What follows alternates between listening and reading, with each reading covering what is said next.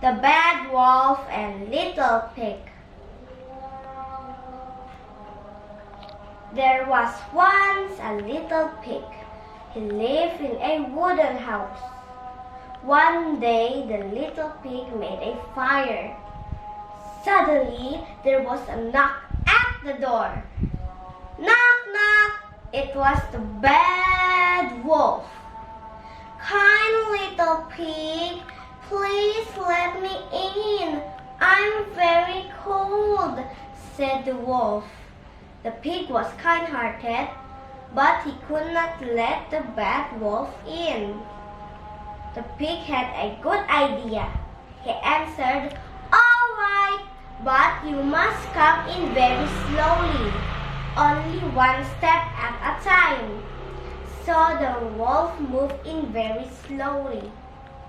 1 step, 2 steps, 3 steps. He walked into a large bag. "Help!" the wolf shouted. The pig quickly tied up the bag and dragged it outside the house. "This bag will keep you warm, wolf," said the pig. The pig quickly ran inside the house and locked the door.